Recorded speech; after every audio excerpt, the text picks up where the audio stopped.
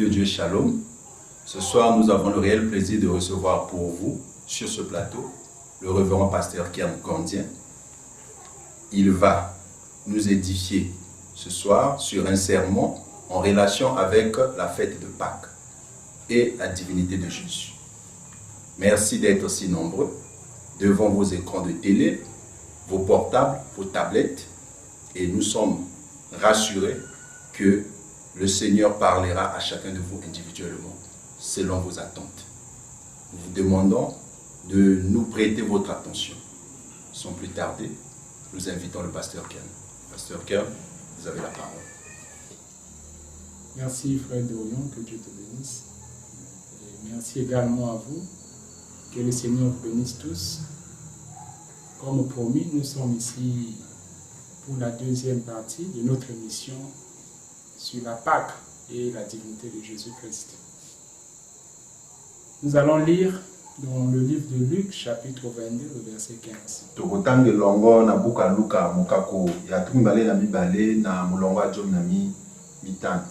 Le Christ nous dit, il leur dit, je désire vivement manger cette Pâque avec vous avant de souffrir.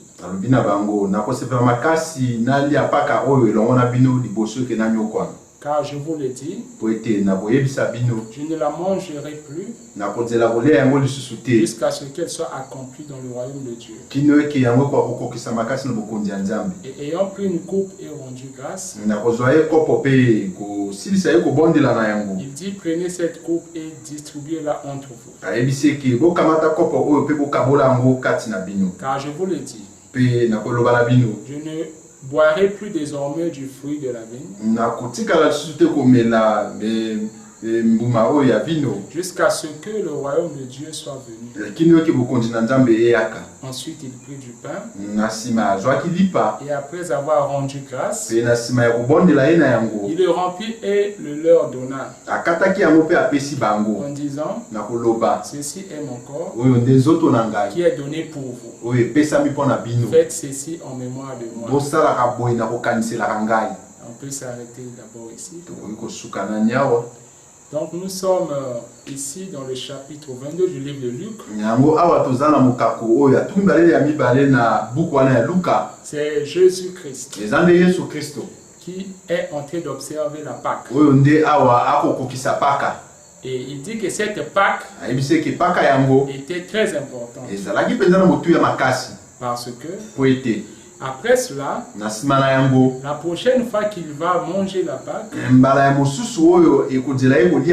passer la Pâque avec ses disciples, il dit que ça serait dans le royaume de Dieu. Il a promis encore une Pâque à laquelle il passera dans le royaume de Dieu avec nous, ses disciples. Et nous avons vu que la Pâque, dans l'Ancien Testament, lorsqu'elle a été instituée, c'était Christ ou Dieu qui devait délivrer ses enfants d'un pays naturel pour un autre pays naturel. C'était un passage de la servitude à la liberté. Et nous avons vu comme Dieu travaille toujours en harmonie avec la nature. C'est pendant le printemps que généralement la sève qui était descendue, la vie qui était perdue à cause de l'hiver, revient. Parce que le printemps est la saison de la renaissance. Et pendant le mois de printemps qui est avril, c'est-à-dire selon le pôle Nord, parce que nous savons que la Terre tourne sur un axe, à laquelle nous avons le pôle Nord et le pôle Sud. Et les pays qui dépendent du pôle Nord, qui sont dans l'hémisphère Nord, ont leur saison aussi qui est différente du pôle Sud.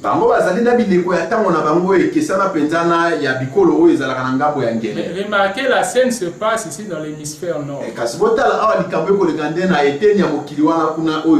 D'où c'était en avril également. Par rapport à leur saison. Que Dieu est descendu au travers d'un homme. Et que Dieu utilise toujours les hommes. Lorsqu'il veut accomplir sa mission, l'homme a toujours été l'agent de Dieu. Toi tel que tu es là, tu es un agent de Dieu.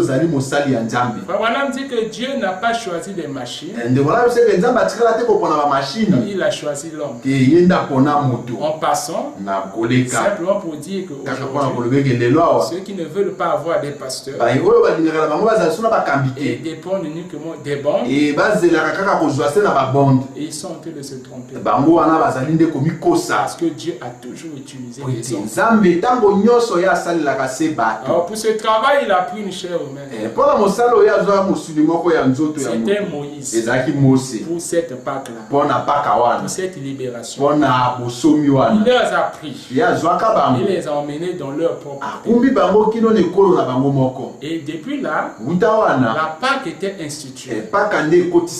Et le peuple d'Israël a observé la Pâque de génération en génération jusqu'à ce que Jésus est venu.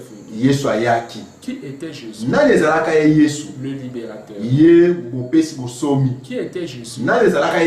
La sémence de la femme promis dans Genèse 3, qui devait venir écraser la tête du serpent afin de libérer l'homme qui était Dieu, plutôt est tombé dans la position animale à cause du péché. Parce que Ésaïe chapitre 14 nous explique la scène. Comment Lucifer a été précipité. Quand il est descendu sur la terre, il a assujetti la race d'Adam et sur le péché.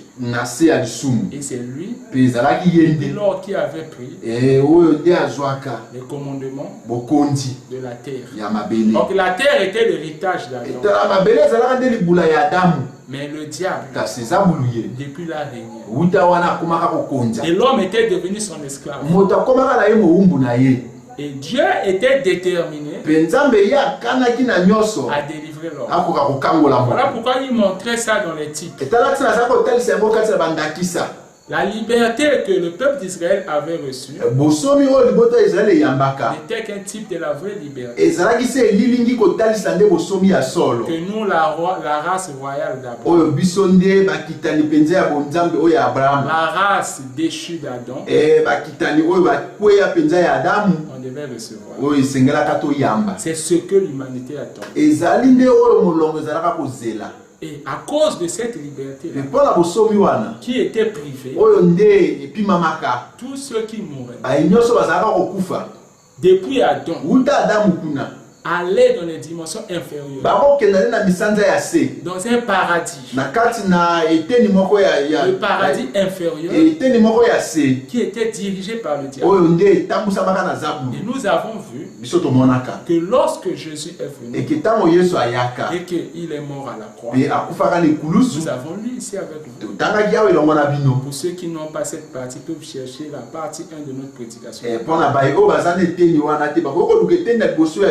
Si je décide de tout lire, on va pas voir. Alors quand Jésus est mort, il est allé en enfer. Et il est rentré dans une chambre qui était un paradis. Un paradis dirigé par le diable. Et il a ressuscité le corps Ou les saints qui étaient là. Pe ya sekusaka ba santu nyonso bazalaka. Et il a frappé le diable. Pe abetaka zabulu. Il a pris les clés. Ya botola ki bafungula. De la mort. O ya liwa. Et du séjour des morts. Pe ya opemi ya bawe. Jésus était le vainqueur. Yesu azalaki molongi. Il est sorti vainqueur. Ye abimaki molongi. Il a vaincu la tombe. Alongaki kunda. Il a vaincu la mort. Alongaki liwa. Il a vaincu le séjour des morts. Alongaki opemi ya bawe. Et comme il est ressuscité, et lokola ya sekwaka.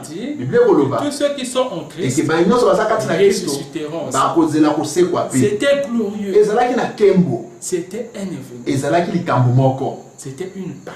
Et cette fois-ci, c'est là où la Pâque a changé de dimension.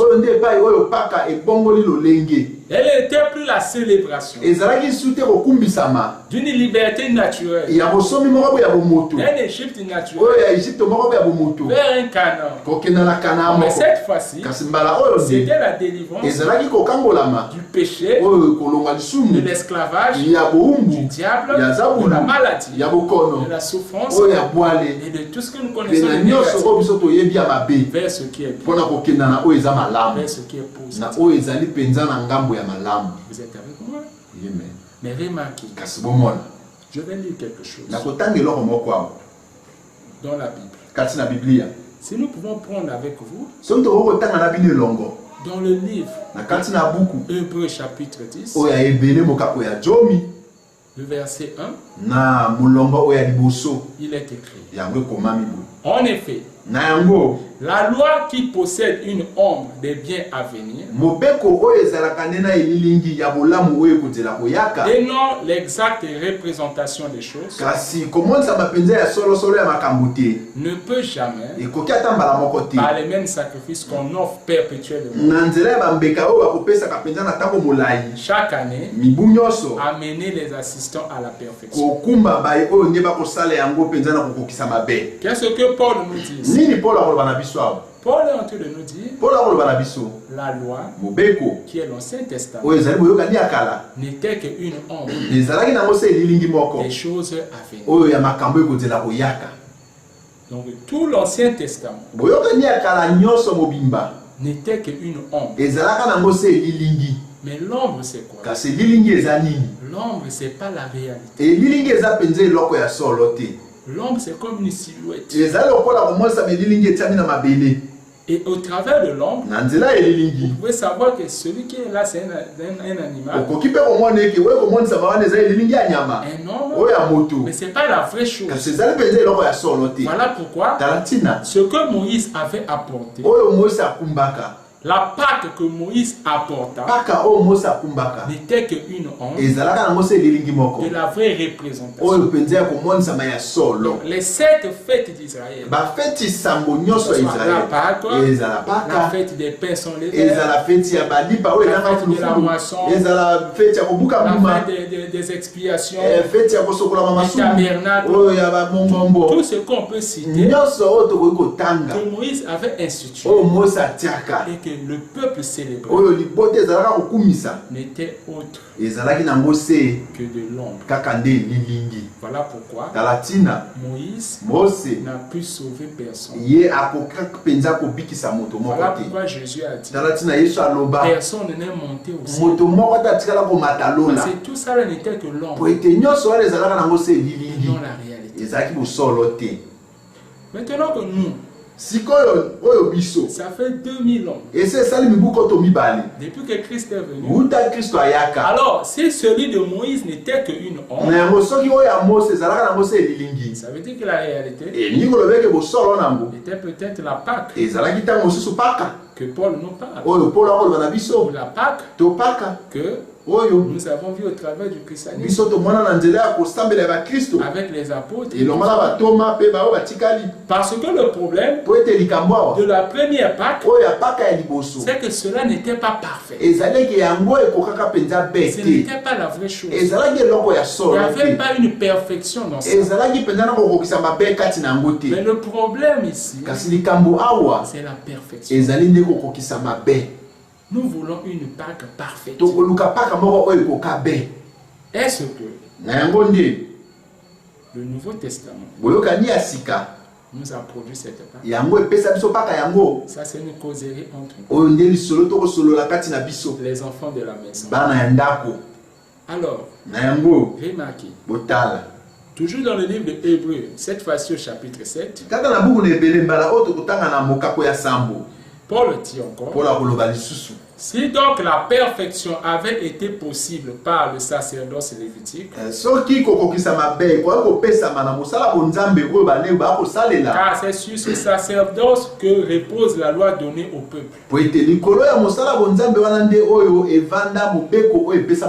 Était-il encore besoin qu'il parût un autre sacrificateur selon l'ordre de Melchisedec et non selon l'ordre d'Aaron?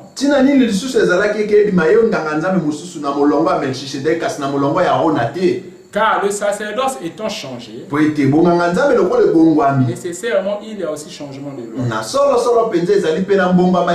En effet, celui de qui ces choses sont dites appartient à une autre tribu.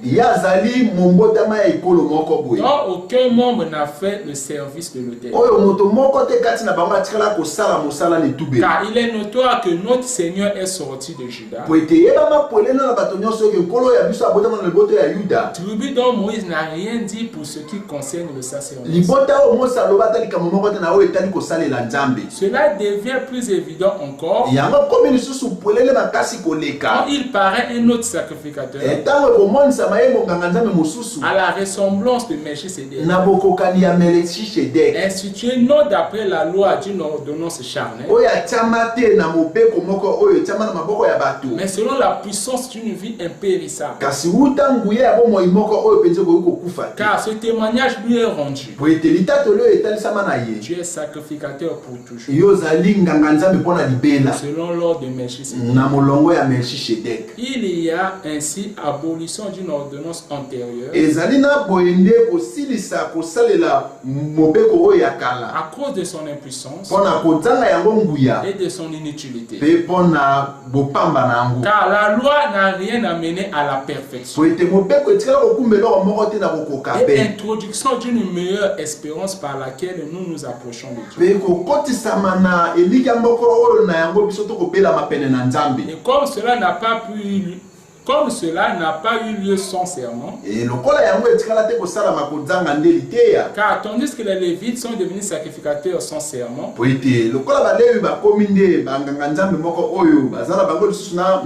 Jésus l'est devenu avec serment. À celui qui lui a dit, le Seigneur a juré, et il ne se repentira pas. Tu es sacrificateur pour toujours, selon l'ordre de Melchisedec. Qu'est-ce que Paul nous dit dans le livre de Hébreux chapitre 7 et dans Hébreux chapitre 10? Il dit que si tout ce qui était dans l'Ancien Testament a été aboli, c'est à cause du problème de la perfection. La loi de l'ancienne alliance n'a pas emmené la perfection. Ce qui fait que leur Pâque et tout ce qu'ils ont fait devait changer de dimension. Parce qu'il n'y avait pas de perfection à ça. Maintenant que Christ est venu, est mort, est ressuscité, et les gens fêtent la Pâque pour la liberté du péché. Est-ce que dans l'action de Christ, il y avait la perfection, c'est-à-dire le Nouveau Testament, tout ce que Christ a fait avec ses disciples, y avait-il la perfection? Parce que le problème c'est la perfection. S'il manque la perfection, alors en ce moment-là, nous devons tendre à ce qui est parfait et chercher là où il y a la perfection, une Pâque parfaite. Bien, mais c'est la Bible elle-même qui nous dira si l'action apportée par Jésus-Christ et ses apôtres était parfaite. Nous allons continuer à lire. Hébreux chapitre 6. Le verset 1. C'est pourquoi. Talatina. Laissons les éléments de la parole de Christ. Tendons à ce qui est parfait. Sans poser de nouveau le fondement. Du renoncement des œuvres mortes. Paul nous dit, laissons les éléments de la parole de Christ.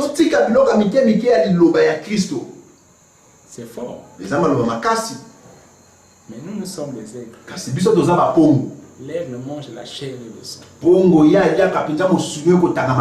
Paul te conseille. Il me conseille, ainsi que son église, de laisser les éléments de la parole de Christ.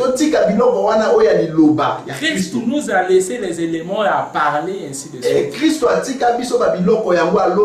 Mais Paul dit d'oublier ça. De tourner vers ce qui est parfait. Oh, Paul. Donc quoi? En Christ, il y avait des éléments qui n'étaient pas parfaits.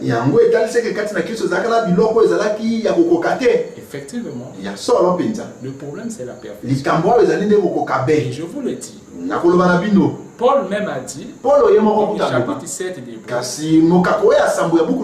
on a laissé la loi de Moïse et tout ça, c'était à cause du manque de la perfection.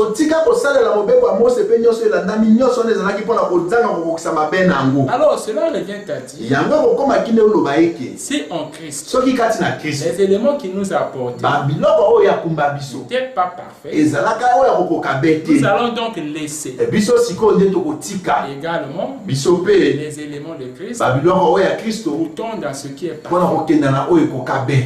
Donc la Pâque que Christ a célébrée, toutes ces choses-là, on va le laisser pour tendre dans ce qui est parfait. Amen. Nous allons encore prendre dans 1 Corinthiens chapitre 13. À partir du verset 9. Nous cherchons une Pâque parfaite. Il dit ceci. Car nous connaissons en partie. Et nous prophétisons en partie. Mais quand ce qui est parfait sera venu, ce qui est partiel disparaît. Lorsque j'étais enfant, je parlais comme un enfant. Je pensais comme un enfant. Je raisonnais comme un enfant. Lorsque je suis devenu homme, j'ai fait disparaître ce qui était de l'enfant. Amen. Alors vous remarquez, Paul dit, quand j'étais enfant, je parlais comme un enfant. Je raisonnais comme un enfant. Mais à un certain moment, il faut grandir. C'est ce qui ne va pas avec bon nombre de gens. Il y a des gens sur la terre qui ont un retard, c'est-à-dire par rapport à son âge, vous le voyez faire les choses de son âge.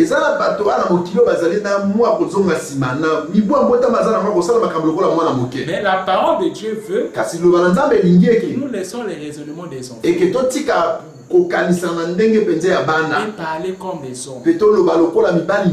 C'est-à-dire, on va laisser les éléments de la parole de Christ. On pourrait dire, waouh, Christ est ressuscité. Le troisième jour, je suis infini pour moi. Et à la croix de Golgotha, il a pardonné mes péchés. C'est bon. Amen. C'est ce que la Bible dit. C'est de la même façon aussi. Ceux qui étaient dans l'Ancien Testament, qui offraient des sacrifices, disaient aussi, mon péché a été pardonné. Alors que ce n'était pas le cas. Parce que cette œuvre-là n'était pas parfaite car elle était longue. Il n'y avait pas la perfection. Et lorsqu'on vient, dans le Nouveau Testament, Paul nous dit encore le sacrifice. C'est tout ce que nous voyons là. Il n'y avait pas la perfection. Les éléments de la parole de Christ. Cherchons ce qui est parfait. On va encore voir quelque chose. Il dit nous connaissons en partie. Mais quand le parfait viendra, nous connaissons toutes choses. La connaissance marche avec la perfection. La vraie connaissance. Voilà pourquoi dans Daniel chapitre 12, verset 4, l'ange dit, toi Daniel, tiens secrète ces paroles. Scelle le livre jusqu'au temps de la fin. Plusieurs alors et la connaissance augmentée. Paul qui connaissait en partie, parce que la connaissance n'était pas trop. Mais l'ange avait dit à Daniel, c'est au temps de la fin que la connaissance augmentera. Donc la connaissance que Paul cherchait, les choses parfaites, Daniel avait déjà dit que cette perfection, cette connaissance viendra au temps de la fin.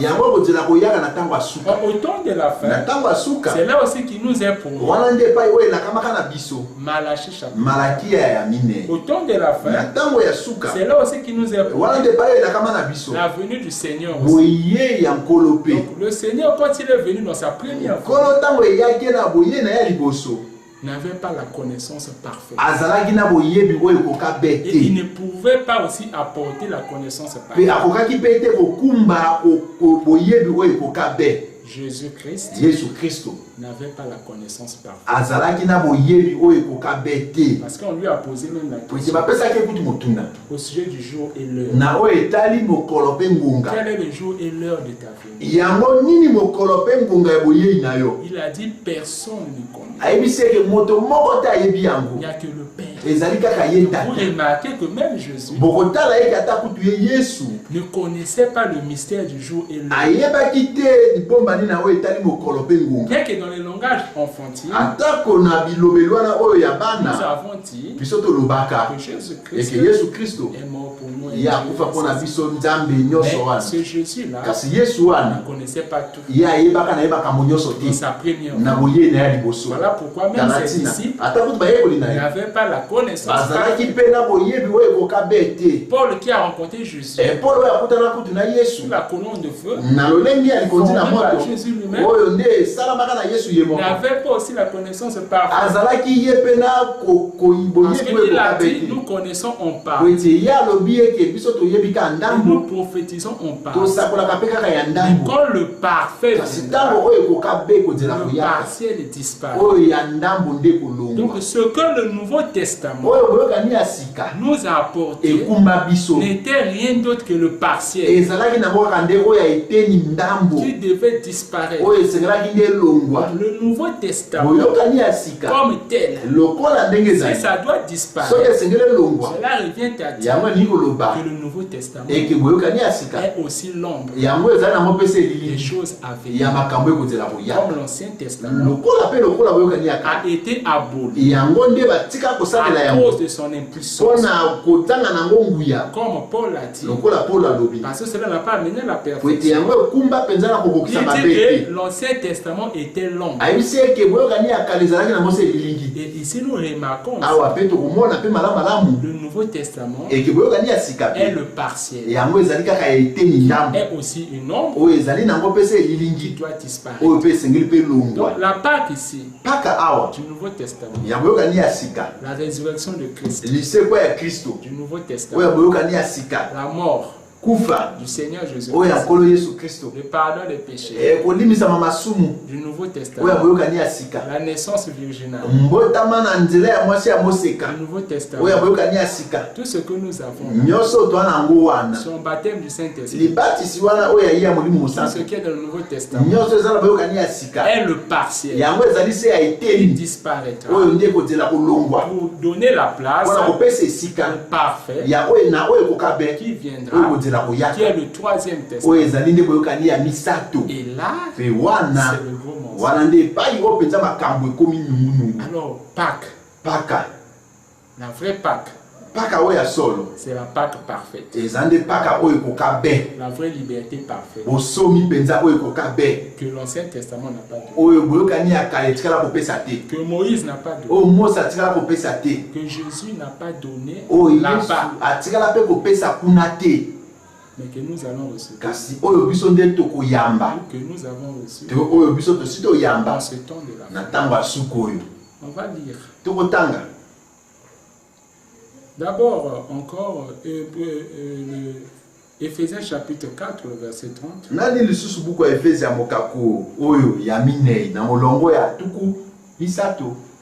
Dit ceci. N'attristez pas le Saint-Esprit de Dieu, par laquelle vous avez été scellés pour le jour de la rédemption. Vous remarquez? Le jour de la rédemption était à venir. Alors qu'on nous dit que Jésus est le rédempteur. C'est lui qui est venu parce que la rédemption c'est ramener quelque chose à sa position. Mais quel est encore ce jour de rédemption à laquelle Paul nous dit on ne puisse pas attrister le Saint-Esprit à laquelle on a été scellé pour le jour de la rédemption. Vous remarquez que Jésus-Christ, en réalité comme tel, n'était pas le rédempteur. C'est-à-dire n'était pas le vrai rédempteur. Non, Jésus-Christ m'a rédempté. Il m'a délivré à la croix. Il est ressuscité. C'est le signe de ma victoire. Tout ça là, c'est pas vrai.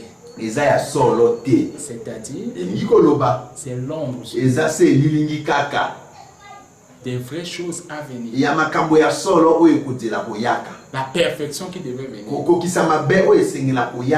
Voilà pourquoi dans Apocalypse chapitre 5, au verset 2, ici il est dit, et je vis un ange puissant qui criait d'une voix forte, qui est digne d'ouvrir le livre et d'en rompre les sceaux. Et personne dans le ciel, ni sur la terre, ni sur la terre, ne peut ouvrir le livre ni le regarder. Je pleurais beaucoup de ce que personne ne fut trouvé digne d'ouvrir le livre.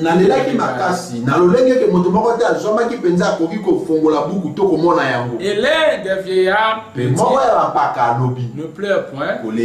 Voici le lion de la tribu de Juda, le rejetant de David, a vaincu pour ouvrir le livre et c'est cette chose.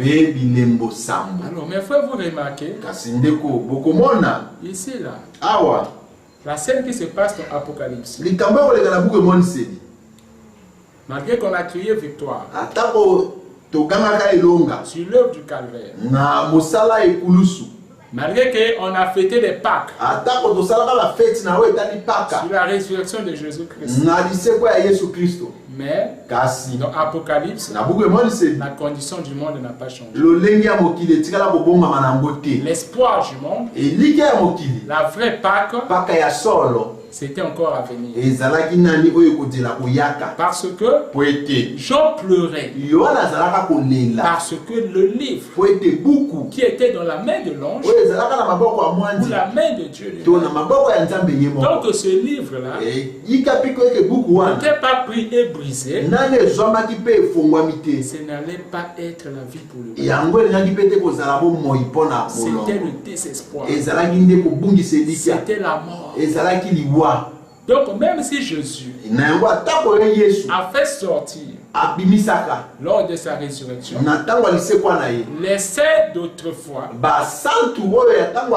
de l'Ancien Testament dans le paradis étaient sous la direction du diable et les ont emmenés dans la 6e dimension qui était le paradis céleste de Dieu. Mais jusque là, ce n'était pas la vraie chose. Ce n'était pas la vraie position. Voilà pourquoi Jean pleure. Pourquoi il pleure? C'est parce que il n'y avait pas d'espoir. Rien n'était fait. Je suis en train de pleurer. Mais alors, que dit le prophète? Parce que la connaissance devait augmenter au temps de la fin. C'est au temps de la fin qu'on devait avoir la vraie résurrection, la vraie Pâque. Parce que Pâque est liée à la résurrection.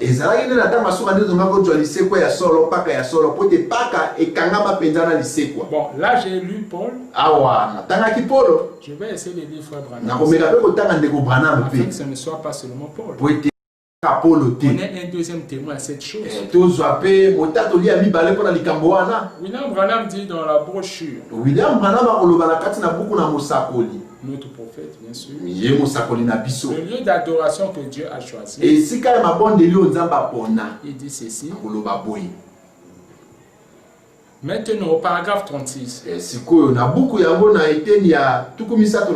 Quand une ombre passe sur le sol,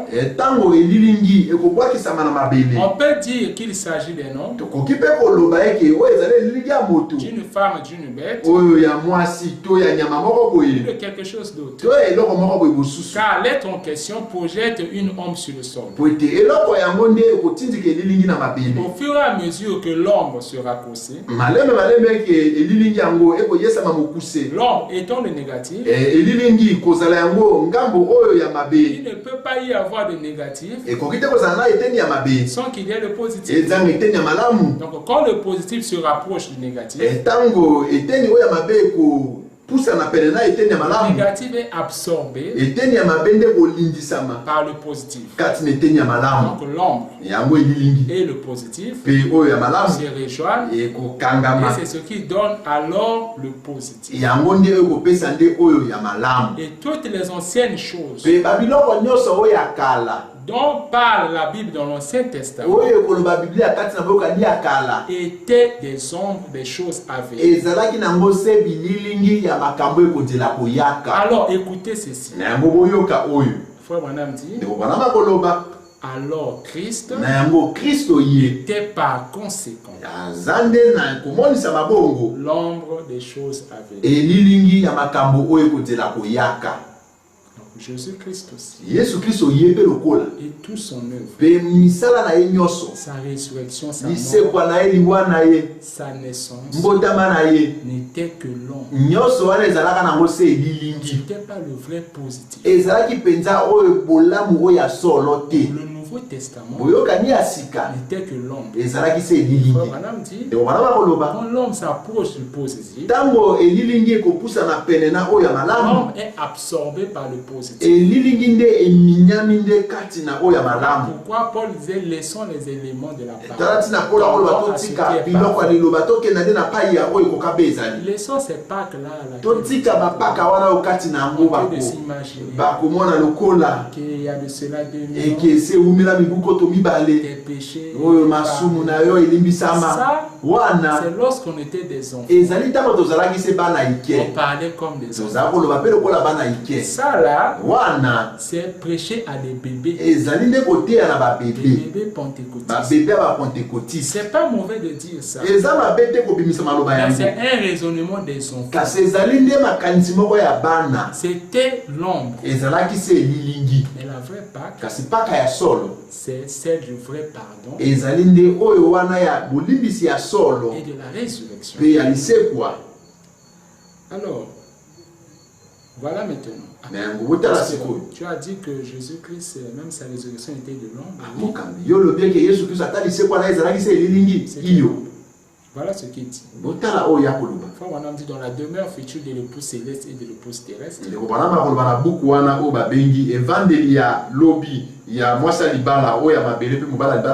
Paragraphe 224. En effet, c'est le 8e jour que notre Seigneur est ressuscité des morts. Voilà votre autre convocation. La sainteté. Sont considérés les sabbats du tout. Ou les fêtes des tabernacles, les fêtes de Cécile, la fête de Pentecôte. Jésus est ressuscité des morts pour notre justification. Le 8e jour, après les 7 sabbats, ou 7 jours, 7 âges de l'église, Jésus est ressuscité des morts. Le 8e jour, qui est une sainte convocation. Voyez-vous qui est le premier jour. Donc, Frère Branham dit la convocation de la Pâque aujourd'hui, l'événement, la résurrection de Jésus-Christ a eu lieu après les âges de l'Église, c'est-à-dire le 8e. Voilà pourquoi je vous disais que là-bas c'était puisque nous connaissons quand est-ce qu'il est mort, la sémence était tombée, c'est la parole au temps du concile de Nicée. Le 325 de notre ère, l'empereur Constantin avait convoqué. C'est la suite de l'histoire. La parole était tombée. On est passé au travers des âges sombres. Et la tige au travers de Luther. Wesley. Les pentecôtistes, nous avons vu après là, la balle, que le grain est venu. C'est le 8e jour. C'est-à-dire après les âges. Donc nous fêtons notre résurrection de Jésus-Christ, la parole, le 8e jour. Pourquoi il utilise l'expression 8e jour? Pourquoi il l'utilise? Parce que dans l'ombre là-bas, Jésus était mort le vendredi. Et il est ressuscité le dimanche. Le vendredi était le 6e jour. C'est leur semaine commençait le dimanche. Et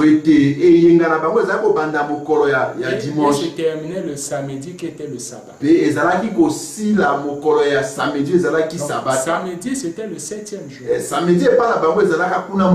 Quand il est mort vendredi, le sabbat qui était le 7e jour de la semaine, Jésus n'était pas ressuscité. Il est resté après le sabbat. Donc après le 7e jour. Si on doit continuer à compter, ça sera 7 ou 8e. Lundi, si on ne doit pas recommencer, le lundi est le jour qui vient après le 7e, donc le 8e qui est aussi le 0, le commencement.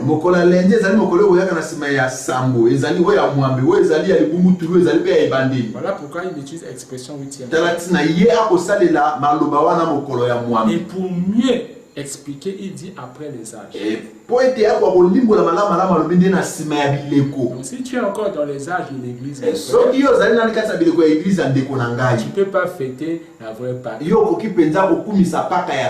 vraie Pâque, c'est pour ceux qui sont sortis des âges. Parce que Christ ressuscite après les 7 sabbats. Donc si tu as fait jeûne, carême pendant les Pâques là et consécration, tout ce que tu as fait là, si c'était en mémoire de la Pâque du Nouveau Testament, c'est l'ombre.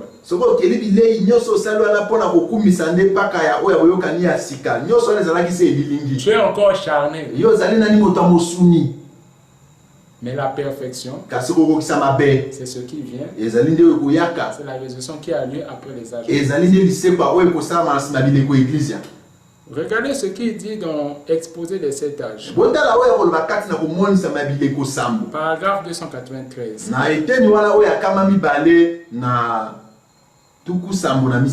Israël prenait la génisse rousse et la sacrifiait sur l'autel pour la rémission des péchés. Israël azalaki nde kozwa mwana ya ngombe oyo ya motani pe azalaki kopesa embeka likolo ya itubelo pona masumu. Il dit akoloba. Pendant une année, leur péché était couvert, mais ce sacrifice ne pouvait pas enlever le désir du péché.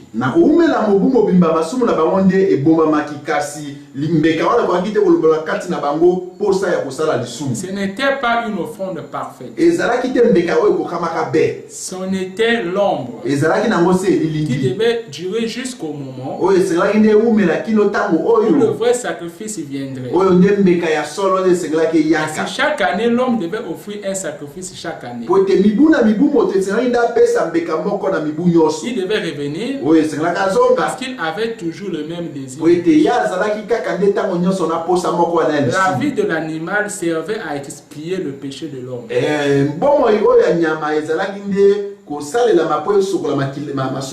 Mais comme le sang versé n'était que le sang d'un animal,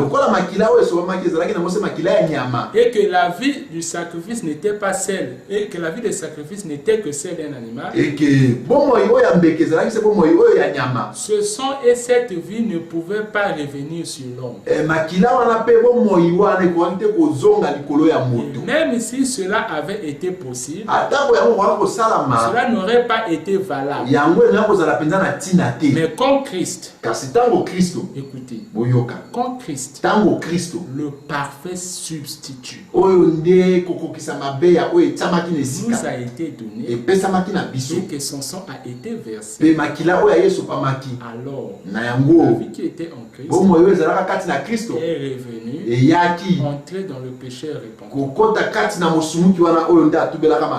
Cette vie est la vie parfaite de Christ. C'est pourquoi le pécheur est libéré. Il continue. Mais ce que je voulais vous faire remarquer, frère Branham dit que le sang des animaux n'était pas valable. Les animaux étaient longs. Il dit encore, Jésus-Christ est le parfait substitut. C'est pas, le substitut n'est pas la vraie chose. Donc cela veut dire que Jésus, bien qu'il est ombre, mais il est un ombre ou une ombre parfaite. Cette perfection qu'on dit là, c'est une perfection de substitution. C'est pas la vraie chose. Le substitut n'est pas la vraie chose. Le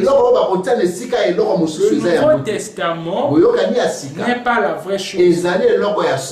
Les apôtres que nous voyons là, les Pierre, je ne sais pas comment vous appelez, les André, les Jacques, tous les grands que nous voyons là n'étaient pas dans le vrai. Mais c'est aujourd'hui nous avons les vrais. Parce que Dieu est parfait en trois. Père, Fils, Saint-Esprit. Le sang, l'esprit et l'eau. Pour la naissance. L'eau, le sang et l'esprit. La justification, la sanctification, le baptême du Saint-Esprit. Le corps, l'esprit et l'âme. L'Ancien Testament, le Nouveau Testament, il faut un troisième. Agit toujours en toi. Voilà pourquoi le Nouveau Testament n'a pas amené la perfection. C'était l'ombre.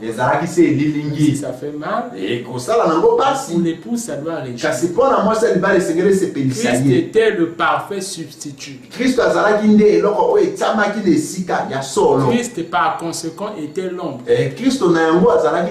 Il est ressuscité aujourd'hui. La vraie résurrection, la vraie expiation, là-bas n'était que l'homme. Leur part et tout n'était que l'homme. Regardez ce qu'il dit. dans la sémence du serpent. Il dit au paragraphe 162. Eh bien, alors nous verrons si c'est faux ou pas. Je mettrai inimitié entre la sémence du serpent et ta sémence. La sémence du serpent, elle avait une sémence. Et lui avait une sémence. Et il te meurtrira la tête. Et tu lui meurtriras le talon.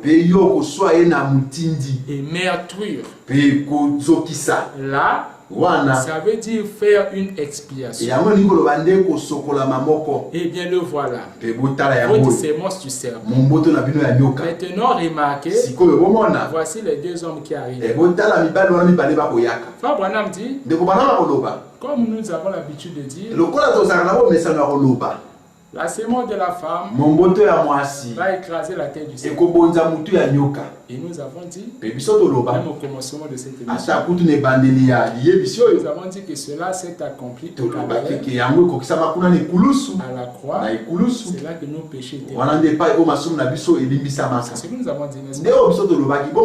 Mais Frère Branham dit, quand la Bible dit que tu lui écraseras la tête, la sémence de la femme écrasera la tête du serpent. Il dit le terme écraser la tête du serpent veut dire l'expiation. Alors nous allons voir si réellement Christ à la croix a écrasé la tête du serpent, ou s'il a fait l'expiation, si réellement tes péchés étaient pardonnés, si réellement c'est là-bas que tu étais guéri, si réellement, disons Frère Branham, la fête des trompettes. Paragraphe 200. Il dit, et le message du 7e ange, sous la même trompette, exactement la même chose, en tout point, le même sceau. C'est pourquoi appeler les gens, l'épouse, à sortir de la tradition pentecôtiste, à la tradition et de la tradition du monde, pour se tourner vers la véritable expiation. La parole, Christ personnifié dans sa parole, ici fait chair parmi nous. Frère Branham dit, la véritable expiation, c'est Christ fait chair parmi nous ici. Or que expiation, c'est écraser la tête de serpent. Branham dit par là que la sémence de la qui devait écraser la tête du serpent a eu lieu véritablement ici. Quand Christ s'est personnifié, la parole faite chair dans un homme a écrasé la tête du serpent et est ressuscité. C'est cela la Pâque. Pour toi et pour moi. Si tu crois ça, donc tu passes de l'esclavage, de la prison du péché, à la vie. Ici c'est le vrai exode vers la vraie perfection. Voilà pourquoi, quoi à la parole faite chair, Christ est devenu un homme, discernant les pensées, révélant les choses, comme il avait fait là-bas. Ce n'était que l'homme. C'est ici là on a vu le Christ ressuscité. Parce que Jésus-Christ est le même. Dans l'Ancien Testament, il porta des corps. Dieu amorphe. Dans le Nouveau Testament, au travail de l'homme, il a porté un corps. Et maintenant, là, il s'est révélé à nous dans une chair humaine pour l'expiation. Nous avons vu la parole faite chair. Il a pris son nom sur la montagne d'Arizona. Cet ange sont descendus. Frère William dit que c'était l'ange puissant. Quand il descend, il trouve le 7e ange sur la terre, qui est William Branham. Et il prend le corps de Branham. Frère William dit, j'ai prêté à Dieu mon corps. Frère William n'a pas dit qu'il est Dieu adorable. Mais il dit, j'ai prêté à Dieu mon corps. Il a prêté le corps de Branham pour faire un travail, afin de se révéler à toi. Parce que tu n'avais pas vu Jésus. Il s'est révélé pleinement, parfaitement à nous au travers de William Branham. Si tu crois ça, tes péchés sont pardonnés. Si tu crois ça, la résurrection est pour toi.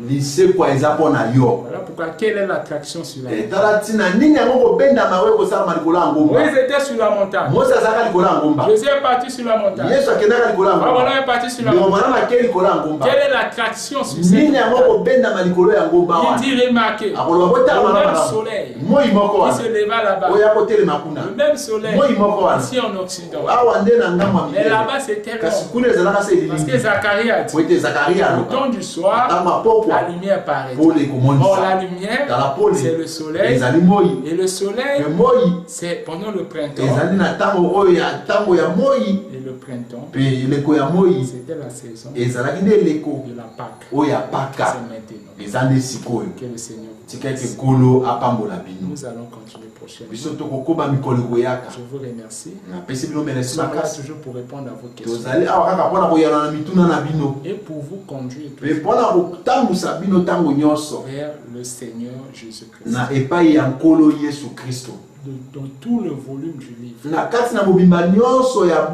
il s'agit de lui. Et attention, l'ombre partielle a disparu. Maintenant, je vous ai prévenu le véritable rédempteur, la rédemption, l'expiation, tout pointait vers ce temps-ci. Voilà pourquoi Jésus a dit, de tous les hommes nés de la femme, il n'y a pas plus grand que Jésus. Mais le plus petit, le plus petit c'est le dernier, est plus que Jean. Jésus voulait nous dire, le dernier des prophètes est plus que Jean. Pourquoi cela? Parce que tous les types pointent vers lui. Shalom. Je vous aime.